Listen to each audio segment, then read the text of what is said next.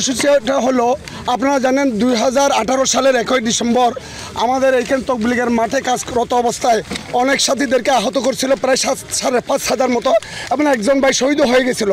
এরপরে তৎকালীন যে সরকার ছিল, সরকার ইন্ডিয়ার পৃষ্ঠপোষকতায় আমাদের মামলাটাকে উপেক্ষা করে বরঞ্চ ওরা উল্টা এইটাকে দামাচাপা দিয়ে আমাদের কাকরাইল এবং টঙ্গী মাঠকে 2 ভাগে বিভক্ত করেছে, যেটা আমরা কখনো কামনা করি না। যাই হোক, ফ্যাসিস্ট সরকার যাওয়ার পরে ওরা ইদানিং আমাদের বর্তমান উপদেষ্টা আমাদেরকে ইজতেমার ব্যাপারে কথা বলছে, মুরব্বীরা মেনে নিয়েছে যে প্রথম ইজতেমা আমাদের হবে এবং এইখানে আগামী 4 ফেব্রুয়ারি পর্যন্ত এই মাঠের সমস্ত কার্যক্রম ওই ওলামা ইকরামের আন্ডারে ছড়াই নিজামের আন্ডারে ওনারা করবেন। কি ইতিমধ্যে আমরা শুনতে পাচ্ছি ওরা বিভিন্নভাবে অনলাইনে অফলাইনে প্রচার করছে, এরা 20 তারিখ এখানে ঢুকবে, আবার এখানে যারা পাহারা আছে ওদেরকে আবার আক্রমণ করে এরা ওই 2018 সালের সেই একই জানুয়ারির ডিসেম্বরে ঘটনাকে পুনরাবৃত্তি করতে চায়। আমরা সরকারকে আজকে এটা বলে দিতে চাই, ওরা যেন এখানে এসে বিশৃঙ্খলা না করতে পারে এবং তারা যে 4 ফেব্রুয়ারির আগে কোনোভাবে যেন মাঠে আসার চেষ্টা না করে। আর যদি সরকারের 17 ছায়া ওরা যদি করেও থাকে, আমরা যারা তার প্রতিরোধ পরে এখানে প্রধান ধর্ম উপদেষ্টা সহ আরো কয়েকজন ঊর্ধ্বতম প্রশাসনের কর্মকর্তাদের সাথে পরামর্শ হয়েছে। ওনারা বলছে যে আপনারা কাকরাইল ছেড়ে দেন, যেইভাবে আছে এইভাবে চলবে, পূর্বে যেরকম ছিল ওরকমই চলবে। আমাদের ওলামায়ে কেরাম মুরব্বীরা এইভাবে মেনে নিছে যে এপ্রিলের পরে একটা সমাধান হবে, দেশের এরকম অরাজকতা পরিস্থিতি যেভাবে পূর্বে চলে আসছে এভাবে চলবে। এই কথার পরিপ্রেক্ষিতে আমরা কাকরাইল ছেড়ে দিয়ে চলে আসছি। এখন আমরা প্রথম ইজতেমা করব, ওরা এখানে ইজতেমা করতে পারবে না, দ্বিতীয় ইজতেমা করবে, জোর করতে পারবে না, এই সিদ্ধান্ত হয়েছে সরকারের সাথে। এখন ওরা প্রশাসনকে যেভাবে কনভিন্স করে ওরা মাঠের ভিতরে ঢুকতেছে, দিনে রাত্রে এরকম আমাদেরকে পাহারার যে সাথীরা থাকে তাদেরকে এরকম ডিস্টার্ব করতেছে, রাত্রে ওরা লাঠিসোঁটা নিয়ে আক্রমণ করতেছে, মাঠের ভিতরে ঢুকতেছে। এই জন্য আমরা প্রতিবাদ জানাই যে প্রশাসন বারবার আমাদেরকে এরকম আশ্বাসিত দিয়া পরে কেন আমাদেরকে ধোঁকা দিতেছে। প্রশাসনের কাছে এটা বিচার চাই। আব্দুল্লাহ মনসুর যে কথাগুলো বলছে, ভাই একটু দাঁড়ান আপনার বক্তব্য নিন দাঁড়ান। হ্যাঁ ঠিক আছে, আমরা এটার জোরালো প্রতিবাদ চাই যে প্রশাসন বারবার আমাদেরকে এরকম ধোঁকা দিতেছে। আমরা বিগত বছরও এরকম আমরা মাঠ ছেড়ে দিছি, আমরা প্রশাসনের দায়িত্বে আমাদের সমস্ত মালামাল দিয়ে দিছি। সরকারের কাছে দাবি জানাই যে এইটা ওলামাদের তত্ত্বাবধানে তবলিগ চলবে, হক্কানি ওলামাদের। আমরা বাংলাদেশের মানুষ, বাংলাদেশে 95% মুসলমান হকের উপরে আছে।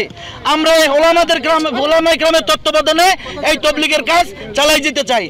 এখানে এতাদের কোনো আস্থানা থাকবে না এই বাংলাদেশে। বিভিন্ন রকমের গজব ছড়াইতেছে, ময়দান দিয়ে দিচ্ছে প্রশাসন, এই করছে সেই করছে, বিভিন্ন রকমের হামলা দামলার ব্যবস্থা করতেছে। আব্দুল্লাহ মনসুর বিভিন্ন ফেসবুকে ইন্টারনেট বিভিন্ন জায়গায় তারা বিভিন্ন রকম মিথ্যা কথা ছড়াইতেছে, প্রশাসনের বিরুদ্ধে বিভিন্ন প্রপাগান্ডা চালাইতেছে। এগুলো বন্ধ করতে হবে। তারা গত ডিসেম্বর 18 সনের তারাই এই ময়দানের ভিতরে হামলা চালাইছে, তারা এই সমস্ত সাথীদের ছাত্রদের রক্ত জড়াইছে, তারাই আবার এই সমস্ত ইজতেমার বিপক্ষে গতকালকে বক্তব্য দিছে ইজতেমা করতে তারা দিবে না। তো আমাদের কথা হইল যে উলামায়ে কেরাম এই কাজের রাহাবার, তারাই কাম করতেছে, তারা হুমকি দেওয়ারকে। এই জন্য সরকারের কাছে আমাদের দাবি যে ওদেরকে বিচারে আওতায় আনা হোক। তারাই যে সমস্ত হত্যাকাণ্ড চালাইছে, মিথ্যা কথা ছড়াইতেছে, এটা বিচার করা হোক। এবং আমাদেরকে প্রশাসনের সাথে আমাদের মুখোমুখি করাইতেছে যে আমাদের মাঠ দিয়ে দিছে, আমাদেরকে ময়দানে আসা বলছে, বিভিন্ন নেটে ছড়াইতেছে যে আমাদেরকে মাঠ বুঝাই দেওয়া হয়েছে, আপনারা আসেন, আমরা আলহামদুলিল্লাহ আমরা পেয়ে গেছি। এই সমস্ত মিথ্যাচার বন্ধ করার জন্য তাদেরকে বিচার আওতায় আনা হোক। প্রথমে বলবো যে আমাদের এই কার্যক্রমটা হচ্ছে যে ভারত বিরোধী আন্দোলনের একটা অংশ। যেহেতু মাওলানা সাদ তিনি ভারতেরই লোক, আর তিনি সেখান থেকে বসে বসে আমাদের দেশের ওলামায়ে কেরামের বিরুদ্ধে ষড়যন্ত্র করছেন তার দোসরদেরকে নিয়ে। এজন্য আমরা বলবো যে এটা ভারত বিরোধী আন্দোলনের একটা অংশ। আর দ্বিতীয়ত 2018 সালে আমাদের ছাত্রদের উপর যেভাবে নির্মমভাবে হত্যা করার চেষ্টা করেছিল এবং অসংখ্য ছাত্র জনতাকে হত্যা করেছে, তার প্রতিবাদ স্বরূপ আজকে আমাদের এই আন্দোলন। তবলিগের মুসলমান ভাইরা শুধরে যাক, এটা মুসলমানের কাজ না, এটা তবলিগের কাজ না। এটা হচ্ছে 1 নম্বর কথা। আমরা চাই যে তারা তাদের মতো তাদের এসব আচরণ বদলে ফেলুক।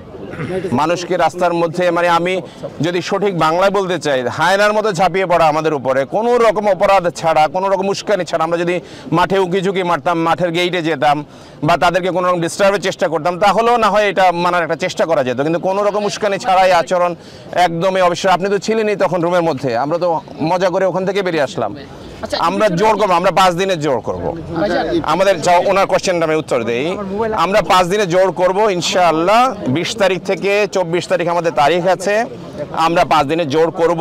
সরকার যেরকম করে আমাদেরকে বলেছেন যে আমাদেরকে জোর করতে দেবেন, আমরা সেটার জন্য অপেক্ষা করছি। আমরা পুরো দেশের সব সাথীরা এখন সরকারের দিকে তাকিয়ে আছি। এই ঘটনার পরে সরকার কি করে আমরা দেখতে চাই। আমরা কোনো রকম অকারেন্স করব না, আমরা অন্যদের মতো উচ্ছৃঙ্খলতার কিছুই করব না। আমরা দেখতে চাই সরকারের প্রতিটা ক্ষেত্রে আমরা সম্মান রেখেছি। সরকারের অনুরোধে আমরা কয়েকজন রেখে করতে যেতাম, কি কি লাগবে না লাগবে আমরা সেটাও করিনি, এবং সেটা জানাবার জন্য সরেজমিনে গেছি, তাদের নিশ্চিত করার জন্য যে কেউ ঢুকবে না। এক তো আমরা 5 দিনের জন্য ইনশাআল্লাহ করব, কারণ সরকার আমাদের পারমিশন দিয়েছে। 2 নম্বর, এটার ব্যাপারে আমাদের যে সাথী আহত হয়েছেন ভয়াবহ রকমভাবে, তার অবস্থা তো অ্যাকচুয়ালি আমি এখনও জানি না। অপারেশন থিয়েটারে ঢুকে নিয়ে গেছে ইমার্জেন্সি, ওই ব্যাপারে আইনানুগ ব্যবস্থা গ্রহণ করা হবে। আর বিনীত কথা হচ্ছে, আমাদেরকে দুর্বল ভাবার কোনো প্রয়োজন নেই, কিন্তু আমরা উচ্ছৃঙ্খল নই, আমরা খারাপ মানুষ নই, আমরা ভালো মানুষ। আমরা সরকারের দিকে তাকিয়ে আছি। 5 দিনের জোর আমরা ইনশাআল্লাহ টঙ্গী ময়দানে করবো, এখানে করবো। থানা থেকে আমরা বেরিয়ে চিকন রাস্তা দিয়ে কামারপাড়া রোড দিয়ে এখানে আসবো। আমরা তখন ঢাকা ময়মনসিংহ রোডে, ওই রোডের উপরে আমাদের ওনার আটকে দিয়েছেন। শুধুমাত্র আমাদেরকে চিনতে পেরেছেন না, চেনার কোনো কারণও নেই। আমাদেরকে শুধু চিনতে পেরে, অন্য গাড়িগুলো কিন্তু নিরাপদে যাচ্ছিল, শুধু আমাদের গাড়ি চিনতে পেরে তারপর আমাদের উপরে হামলা করলেন।